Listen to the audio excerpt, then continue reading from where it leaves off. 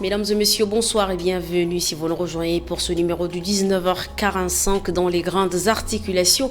Référendum constitutionnel, 24 décembre, date retenue pour la proclamation des résultats provisoires du scrutin. Nous retraçons les faits dans ce journal. Pourrait-on passer de bonnes fêtes sans viande? Cette question taraude l'esprit des parents. Malgré la hausse des prix du bétail, ils tiennent au mordicus.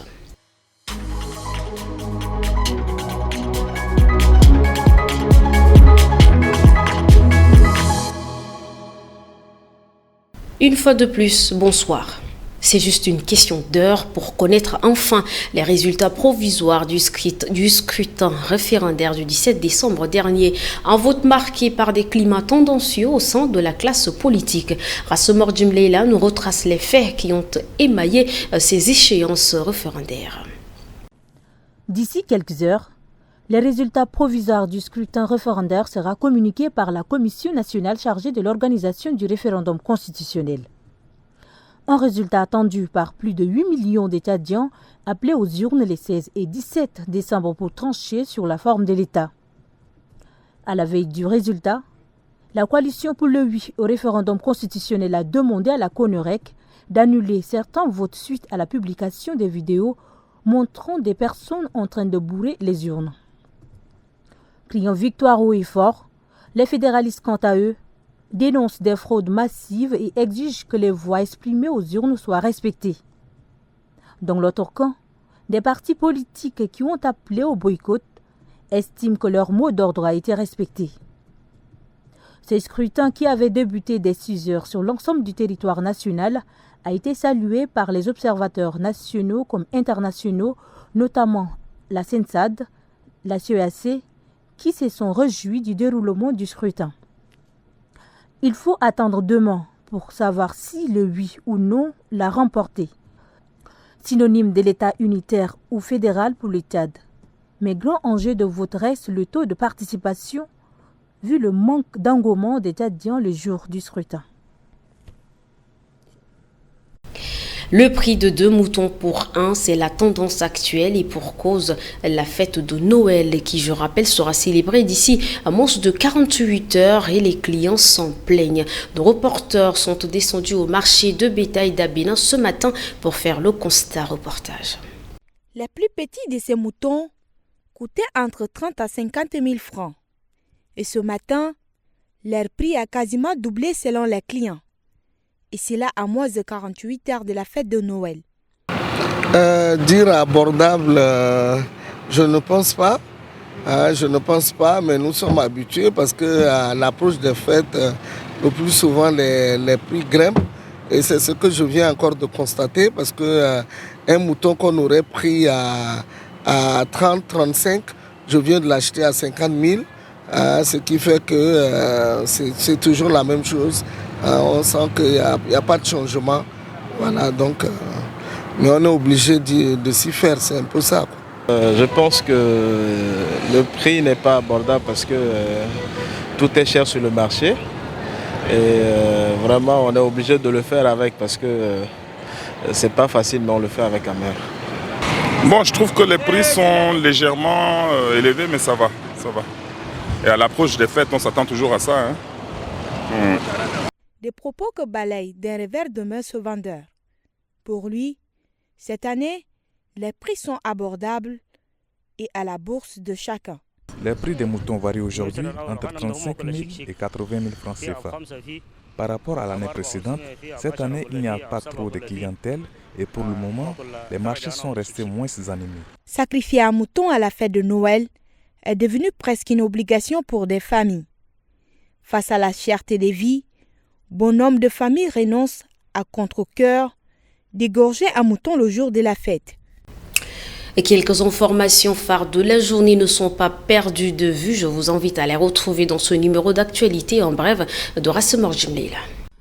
Ouvrons l'actualité en bref de ce samedi par cette information. L'hôpital de district de l'Aïe est doté d'un appareil de radiographie numérique de dernière génération.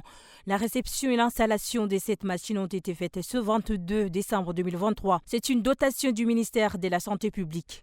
L'occasion pour la gouverneure de la province de la Tandilé, Ildima Abderrahmane, de demander aux responsables en charge de la formation sanitaire d'en faire bon usage. La Ligue tchadienne des droits de l'homme, à travers sa cellule du 8e arrondissement, organisé un forum d'échange et de dialogue sur le processus de transition avec focus sur le rôle de la société ce samedi 23 décembre 2023 à la Maison des Jeunes d'Indjari. Une initiative qui permet d'échanger sur les questions sociétales et la deuxième phase de transition. Après les discussions, plusieurs aspects ou cas de violation des droits humains ont été soulevés par les participants. Il s'agit de l'insécurité, la violence faite à l'égard des femmes et filles, les bavures policières et la cherté de vie.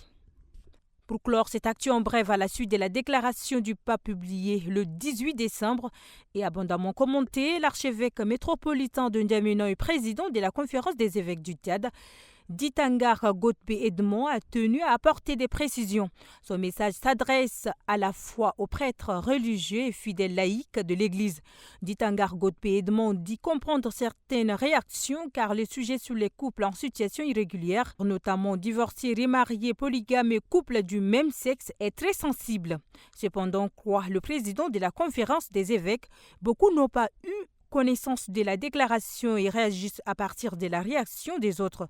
Ditangar Godbe soutient que l'enseignement de l'Église sur le sacrement de mariage ne change pas, rappelant qu'il reste une union exclusive, stable et indissoluble entre un homme et une femme, naturellement ouverte à la génération d'enfants.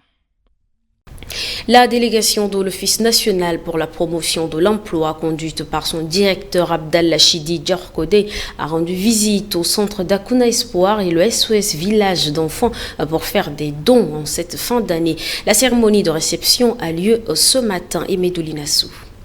C'est le centre d'Akuna Espoir et SOS Village d'enfants qui étaient les bénéficiaires de ce don, composé des sacs de riz, des farines, du sucre, des moutons et quelques kits scolaires pour ses enfants. Une occasion pour le directeur de faire connaître les mobiles de sa motivation.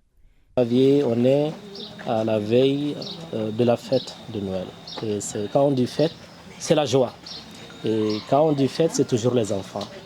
Donc avec l'équipe de l'ONAPO, on a jugé vraiment utile, malgré qu'il soit un samedi. Et ils ont dit que ces enfants nous appartiennent aussi, parce que ce sont des enfants tchadiens. Et nous ne pouvons pas rester, même si ce sera un dimanche, l'équipe elle est prête quand même à m'accompagner et venir quand même montrer leur joie et cette fierté de partager le peu que nous avions avec ces enfants. Suite à ce geste, les responsables de ce centre saluent l'appui de l'Office national pour la promotion de l'emploi. Au départ, nous avons cru que le travail de l'ONAPE, c'est juste au niveau de l'orientation, au niveau d'appuyer la recherche d'emploi, etc. Mais ce geste aujourd'hui nous fait voir le côté social de cette institution étatique. Donc, nous voudrions ici dire merci beaucoup à monsieur le directeur qui n'a ménagé aucun effort, qui malgré ses multiples occupations a mobilisé son personnel pour venir visiter les enfants de SOS Village d'enfants à l'occasion de la fête de Noël. Nous sommes très contents, émis encore pour ces gestes qui va vraiment soulager un tant soit peu la prise en charge. À part la promotion de l'emploi, l'ONAPE a une ligne dirigée vers le social qui est celui d'accompagner et d'insérer les jeunes dans la société à travers la formation et l'assistance comme celle-ci. Dans le cadre de la célébration de la fête de Noël, le complexe scolaire franco-anglais Oliflamme, section maternelle, a procédé à la cérémonie de présentation du Père Noël ce 23 décembre au siège du dit complexe.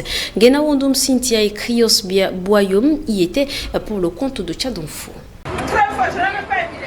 72 heures, c'est le temps qui reste pour la célébration de la fête de Noël.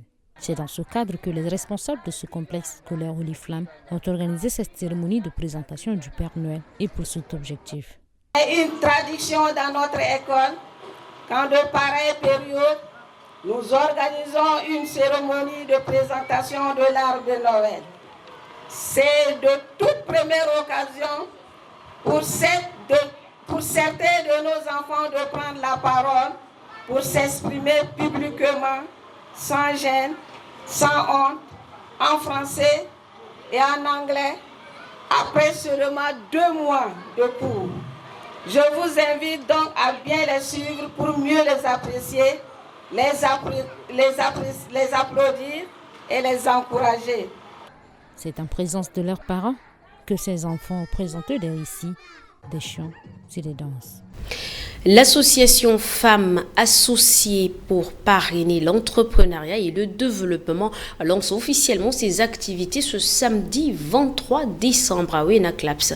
Ce lancement est couplé de la remise des dons à la Fondation Dieu Béni dans le 7e arrondissement et aux femmes vendeuses de fruits. C'est parti pour cette association. Par ces points, elle rejoint officiellement d'autres organisations à but non lucratif qui œuvrent pour le bien-être de la gente féminine. La santé de la reproduction, l'autonomisation économique, l'éducation féminine et la protection des droits des vulnérables et plus particulièrement les femmes et les enfants.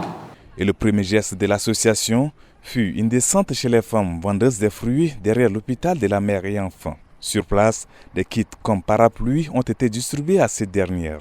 L'association a eu également à remettre des kits scolaires, alimentaires ainsi que des vêtements aux orphelins de la Fondation Enfants Bénis. Bekoutou Junior, l'écrivain Abdelaziz Issakha, juriste de formation, a procédé au lancement officiel de son essai intitulé « Sexisme et discrimination au Tchad ». La présentation a lieu ce 22 décembre à la Bibliothèque nationale de N'Djamena, la quintessence de cet ouvrage avec Ngena Oudom Cynthia. Dans cet essai de 102 pages, le juriste Abdelaziz Issakha s'attaque au sexisme et à la discrimination dans la société tchadienne. Dans le livre, il dénonce également le repli identitaire, le manque de cohabitation entre les communautés, mais le point d'orgue reste les violences basées sur le genre. La deuxième partie du livre, tout à l'heure j'ai évoqué la première partie qui concerne le sexisme. La deuxième partie du livre parle de relations très difficiles entre certains musulmans tchadiens et certains sudistes tchadiens. Dans mon livre, j'indique que la majorité écrasante des musulmans, par exemple, communément bouddhistes, discriminent les sudistes. On ne mange pas avec les sudistes, on ne se marie pas avec les sudistes, etc. On ne mange pas ce qu'un sudiste a préparé. Donc, vraiment, beaucoup de musulmans se comportent très mal face aux sudistes. Et comme l'État n'a pas pris une décision pour condamner ces discriminations pendant des années, par exemple. Intitulé « Sexisme et discrimination », l'ouvrage paru aux éditions universitaires indépendantes propose également des pistes de solutions afin de pallier à la problématique nordiste-sudiste. Il s'agit notamment de la refondation de l'école tchadienne, promouvoir l'amour de la patrie et lutter contre la discrimination. Ngena Oudom Cynthia, merci à toute l'équipe de la rédaction. Prenez soin de vous, c'est ici que prend fin cette édition. Merci à vous de l'avoir suivi et à très bientôt. Bonsoir.